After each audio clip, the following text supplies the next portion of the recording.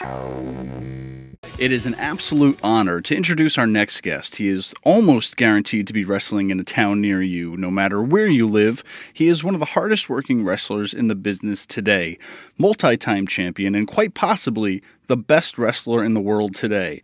I give you the phenomenal AJ Styles. What's up? AJ, thank you so much for joining us today. Right off the bat, what have you been doing lately? I know you've been traveling all over the world. It's been crazy for you. Where are you just getting back from? Well, I literally just told my wife that I've been flying for a week.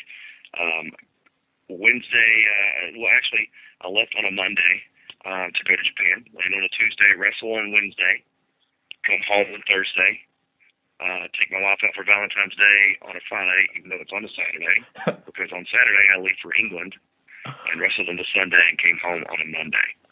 So it's a lot of flying. Yeah, absolutely. You're racking up those miles, though, I guess. Yeah, I can't complain about that. And Delta Airlines is good to me, so they make it a little bit easier to do a lot of flying. In many circles of the world, you are considered the best wrestler in the world today. Now's the time to brag a little bit. Do you agree with that? You know what? I don't think it takes two guys to put on an incredible match. And I've been blessed to be able to get, don't get me wrong, I've been in there with some guys who haven't had the experience as others, but, for some of them, they may not have the experience, but they have the athletic ability. So it makes for a great match, I just think that there are so many guys that I've had the opportunity to wrestle that are so good, and maybe you've never heard of them, maybe you have, but they're just really good at what they do, and they're trying to perfect their craft as am I, and we put together great matches. So for me to be the best wrestler in the world, I don't know that I agree with that. I think that I just have been blessed with being in the ring with great talent. Okay, now you, like we mentioned, you're pretty much the hottest free agent around. With all these offers on the table, what's the most important factor for you in picking a place to work? Well, honestly, I wouldn't say that I'm a free agent at this point. I'm with New Japan Pro Wrestling, and so I mean, to me, a lot of people say, well, he's an independent guy.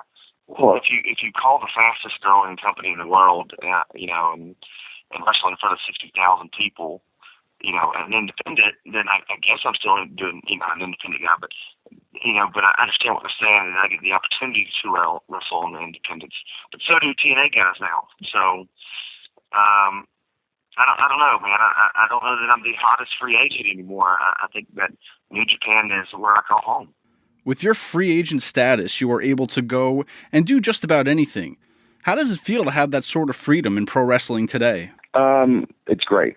It's fun to get out there and wrestle guys who've never had the opportunity to wrestle. That's the main thing with me is just get out there and experience the best that the world has to offer, basically. And and it's fun too. I get excited about doing indies especially ones I've never been to before. That's fun for me. So I'm having a great time, doing the indies, and it's a blessing that New Japan lets me do that, because I'm the world champion. They're heavyweight champion. They don't necessarily say world, but I'm the self-proclaimed world champion since I have defended all over the world. But if I get hurt doing an independent, that's a big deal. So for me to be able to do independence and call New Japan Pro Wrestling home is a big deal. Now you've brought it up, but we have to ask you, what do you currently think about the current state of independent wrestling? It's kind of going through what people have been calling a boom period. Are you just excited that there's such an interest in independent wrestling these days? Well, I think there's a reason for that. I don't think that the wrestling that we're seeing on television, whether it be TNA or WWE, is giving the people what they want to see. They try to tell them what they want to see, but they just don't want to give it to them. So they search out independents, and they're giving them these holes that are in the wrestling that's on TV.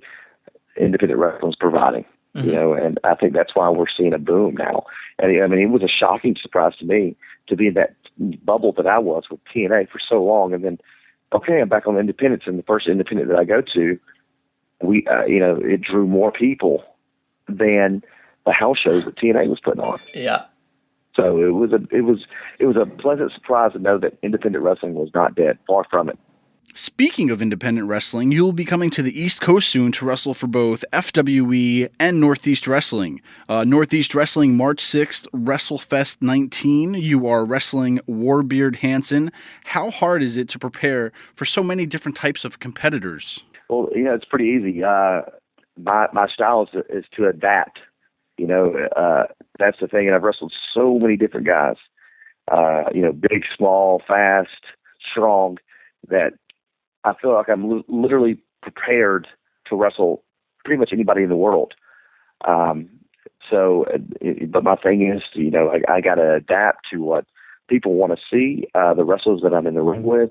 That's the biggest thing. I think that's what makes a wrestler, you know, climb that ladder to greatness. And then, though I'm far from greatness, you know, I think that being in with the ring with, you know, so many different guys has you know, helped me out a lot for sure. Now we go from that match to another one, FWE Wrestling March 11th, live from Brooklyn. You will be wrestling John Hennigan in what a lot of people have been calling a dream match. How much pressure do you put on yourself to live up to the fans' expectations during matches like this? Well, I got to be honest with you. I feel like I work really well under pressure, but at this point in my career, I don't really put that much pressure on myself.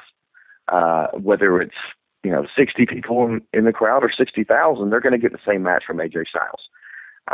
So I'm going to go in there and do what I do best, and hopefully that, you know, the people enjoy it and they get their money's worth. I mean, that's what it's all about anyways, making sure that these fans want to see me and my opponent wrestle again.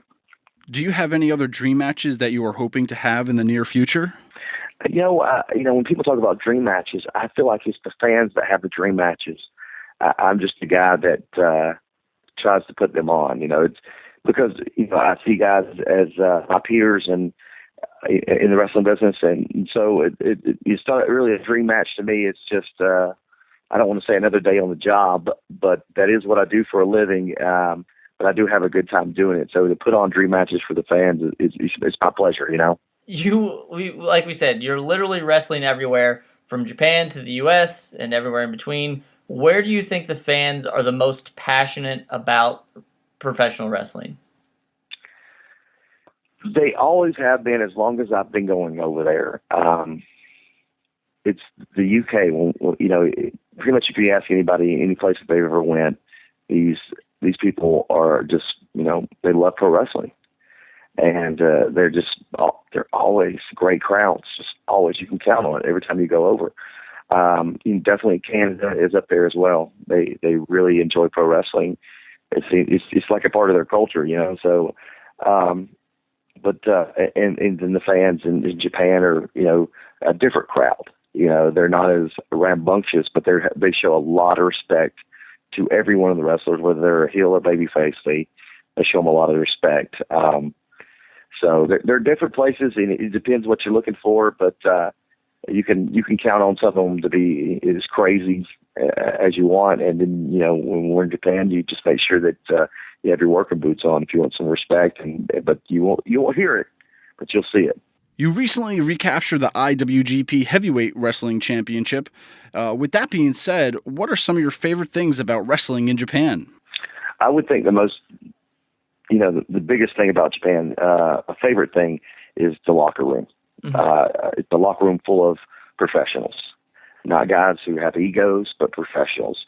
The great thing about the locker room, it's not about winning or losing. It's about making New Japan a better place to work and a bigger place to work. You know, I think that's what I love about it the most. Okay, now you've spent a lot of time in the wrestling business, and as the old adage goes, you have a lot of acquaintances in this business, but very few friends. Who are some of your best friends in the business of wrestling?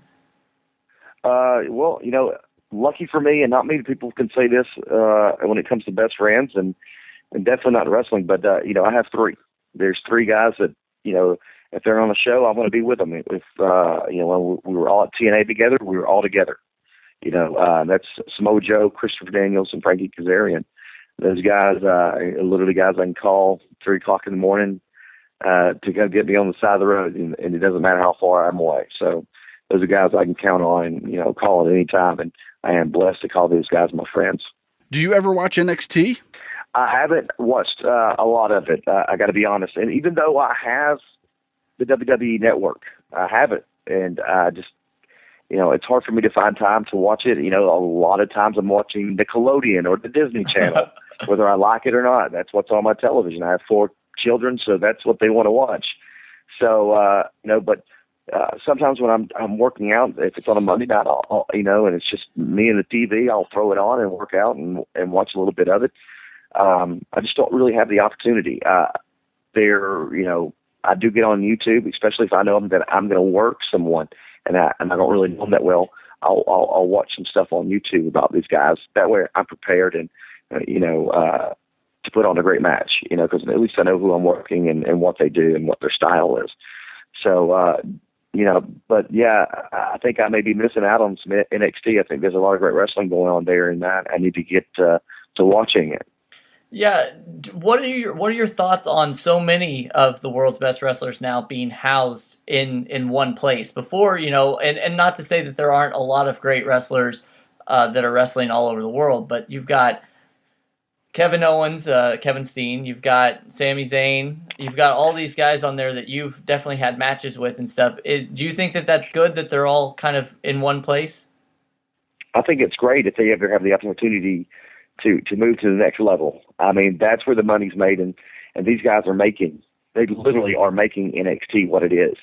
But, soon they need to be moved up to, regular WWE TV and make good money. At the end of the day, this is what we do for a living. This is what we do for a job.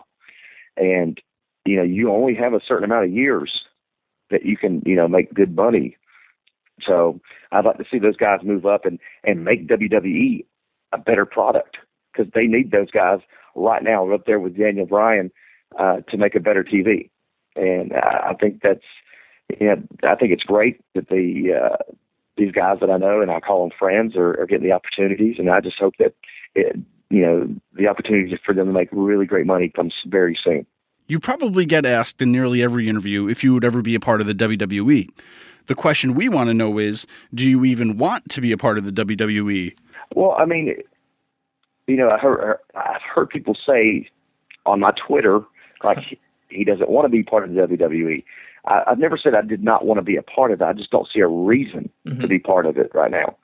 I think New Japan's a great place to work. Independence. I'm having fun. I'm able to support my family. There's really no reason for me to go there. But, money talks. There's always a reason there. But I can't see that being an option, being that I was a TNA guy. I think that may be a big blow. In fact, that maybe I'm 37 years old is a big deal to him. I don't know. But whatever the case, it's not going to hurt my feelings. A lot of people will say, well, what about your WrestleMania moments? I had a Wrestle Kingdom moment. I'm okay with that. Yeah. So it's not that big of a deal. I think a lot more people put, too big an emphasis on WWE as saying that, it's the best place to work. It's, the biggest in the world. I don't know that that's true. And at the end of the day, it's not about, working for WWE. Are you happy doing what you're doing? Because if you're happy doing what you're doing, you're going to do it better.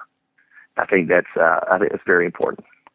Now, you kind of brought it up. We haven't really talked about this yet, but TNA Wrestling, you were the guy for TNA Wrestling. You were the pillar of the company. How did it feel to you kind of going out the way that you did? Now, you've mentioned it on several interviews and in passing and stuff, but do you wish that it kind of you you went out on your own terms, basically. But do you wish it would have happened in a different way? Well, honestly, I thought I was going to retire from TNA. I thought that I'd put my time in, that I deserved what as far as the benefits of being there for so long, and that they trust me enough to make sure that I was always going to give 100%. But when it came down to it, it sounds like they didn't trust me at all. We couldn't agree on, a contract. And a lot of people say, well, AJ, that's just being greedy. Well, this is what I do for a living. This is how I support my family. And this is going to support me when I retire for the rest of my life. A lot of people don't understand that. I would never tell someone who has been working for, wherever it might be for 11 years and putting their time and busting their tails that they can move up in a company to make more money, because that's what it's all about when you're working for a company. You're hoping to get that, that higher position, that promotion, so that you make a little bit more money. It may be a little bit more responsibility, but you're making a little bit more money, and it's worth it. And I think, I thought that's where I was going, because I'd put in the time. I never got in trouble. I was one of those guys I felt like you could trust. And, well, we just, if they would have said, AJ, we just do not have it, and this is all we can offer. And if you go somewhere else, we understand. That would have made a world of difference, but it wasn't that.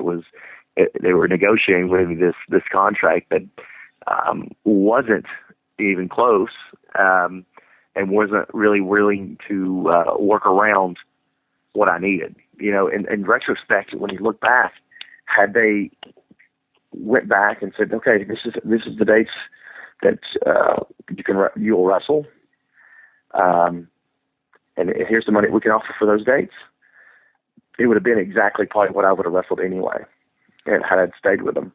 But that's not what they wanted.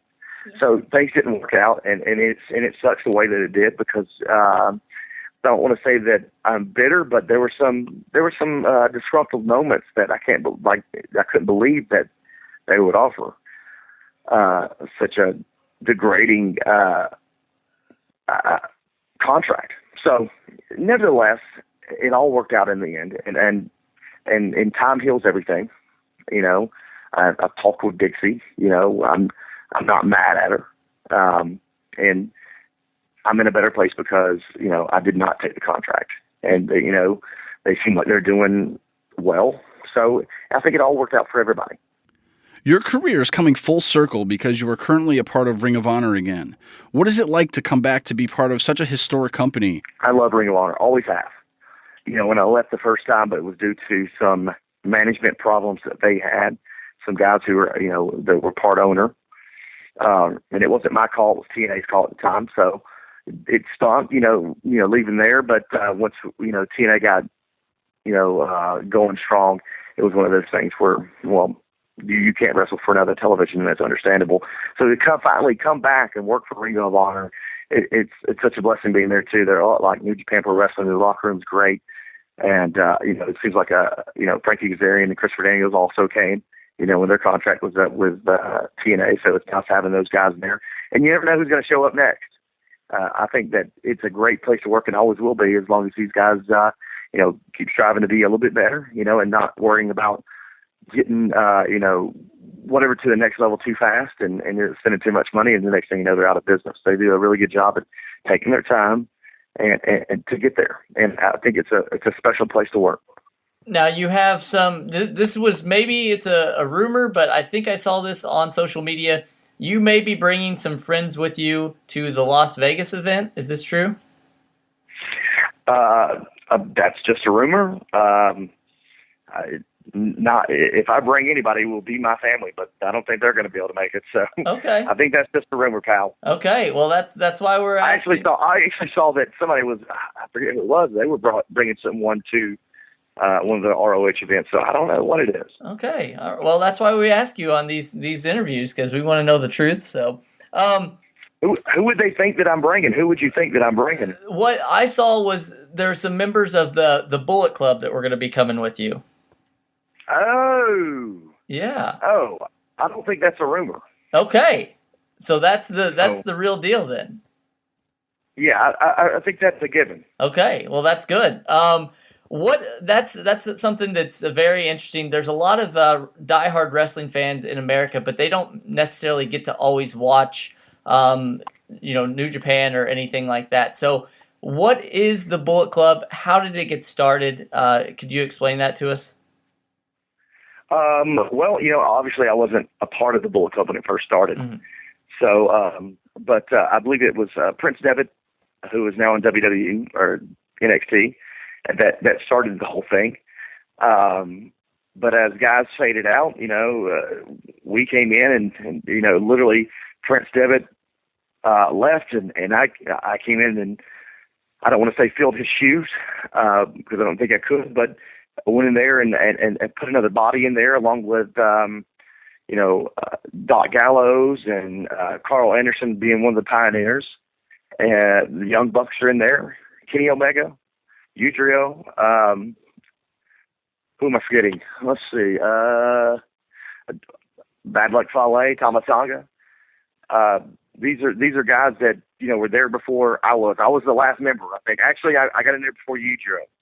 So and Kenny Omega. We know these guys are great wrestlers, and basically the way it came about, it was the Bullet Club are a bunch of shooters. That's where you get the Bullet. Mm-hmm. So I hope that makes sense, and that's what I've gathered from it. But the fact that I'm in there with a great bunch of guys that just want to have fun and do what we think is fun. It doesn't matter if anybody hates it or whatever it is. We're just having fun, and at the end of the day, I think people realize that, and they're kind of drawn to us. Speaking of historic companies, few people may remember that you were once a part of WCW before they folded in 2001. What did you think about your time in WCW? Well, I was just happy to be there. It was a major company. I'd watched it on television for many years, and to have the opportunity to go there was awesome. So everybody's like, "Well, what was it like?" I don't really know. It didn't last very long. I was only on, I think, 2 or 3 TVs and had 5 matches the whole time that I was there. 6 months, and I was done. I wasn't done. The company was done. So, I enjoyed being there for the short time that it was. At least I could say I was there, but it was definitely a short run. Lightning round. Something other than wrestling that you enjoy? Video games. What games do you enjoy? I've really gotten to retro games here lately. The reason for that is I get to go to New Japan. When I go to New Japan, there's all kinds of, retro gaming stores there. So I just pick up, all kinds of cool stuff. And it was all the stuff that I wanted as a kid, but my parents never had the money. So it's cool to have that opportunity to get some of these games like the TurboGrafx 16. I don't know if a lot of people know what this is. Probably don't. It was one of the first 16-bit consoles to come out. And a buddy of mine had it. So, you know what? I had to get me one. I'm a big fan of Virtual Pro Wrestling 2 for the Nintendo 64. It's an All Japan wrestling video game. Probably the best wrestling video game ever made. And I play that still to this day. Neo Geo, these are, I was thinking the other day, I have 3 Neo Geos. One is an actual arcade stand-up machine in my house. The other is a Neo Geo CD-Z, I believe that's what it's called. CD-Z, where it just takes Neo Geo, it's CDs. And then I have a handheld that also, I can't stop myself. I'm addicted to video games. So literally, if you stop me in the airport, what you're going to find is a book bag full of, a handheld Super Nintendo in my bag, a 3DS, a Neo Geo Pocket, probably my Xbox because I carry that wherever I go. So I really have a problem. I'm really having an addiction, probably. At least I can admit it, though. Well, yeah, and there's probably worse things that you could be addicted to, so I think video games are all right. Well, I'm glad you think so. My wife's not too happy about it. So. Favorite wrestler of all time? Oof, that's a hard one. I can tell you, man, I really always enjoyed when I had the opportunity to see them on TV or the Road Warriors. There was just something about these jacked up guys with face paint that I just couldn't get over. And I think a very close second, I mean, very close, was Sting. Also, it may have had something to do with painting your face, because I love Sting when, he was the original, but when he went to the Crow Sting, I thought it was even cooler. So those guys, man, I just really enjoyed watching. They just I guess it was their superhero kind of look to them with the face paint and all. So I was just drawn to them. Now, you have some amazing maneuvers that you use in the ring, whether it be the Pele kick, the Styles Clash. What is your favorite finishing maneuver? And it doesn't even have to be your own. It can be something that you love just to watch. Well, that's a tough one. I think that any finisher that I've never seen before, which is hard to come up with, is always enjoyable to watch. Oh man, that's so difficult. Man, yeah, we're gonna have to come back to that. Okay, all right. I'm really, you know what? I'll tell you this: I'm really enjoying the Bloody Sunday, which wasn't made up by me. I thought it was at the time, but it wasn't. Prince Devitt also does the Bloody Sunday. So I started using it before I went to New Japan. And when I got over there, they're like, oh, Prince Devitt does that move. I go, oh, well, then I'll do it as kind of a, like a shout out to him when I use it in New Japan. But that's becoming one of my favorite moves. Okay, awesome. Will you ever open your own wrestling school? I have seriously, thought about that. Seriously considered it. It's just the right place. I would want something that, people could come and spend some time there, meaning that I don't want you to come for a month and you're done. That's just not enough training, and I wouldn't want to put my name on that.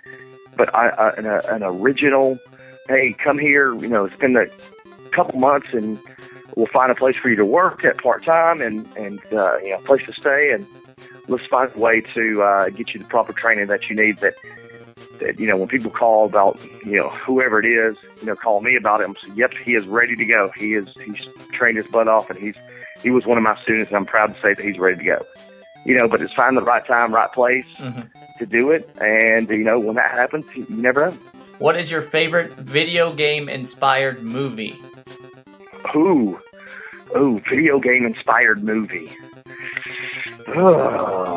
And there've been some stinkers too. Yes. It was probably, I think, one of the better ones was Mortal Kombat. Yes. One and two. I thought they were really well done. It wasn't too hokey. They stayed with, the video game. They went with that, and that made it, a great watch for guys who love Mortal Kombat. So I would say that's probably the best one. But, definitely some Street Fighter 2. Oh, my God, which I'll call it Van Damme. Oh, it's terrible. I think, I'm pretty sure there was a Mario Brothers movie. Yes, John Leguizamo. I know there was a TV show, and it was a stinker. Yes. Geez, I think that, I don't know if I'm sure there's more, but there've been some anime that's not really terrible or anything like that. The Tekken had an anime, and that was pretty good. Okay. I'll give them that. It was pretty good. All right. I'm trying to think of any others that I know of. Resident Evil, I never really got into those. I didn't feel like it followed the story of the video game. Yeah. So kind of, But they were decent movies. Okay. That's about all I got.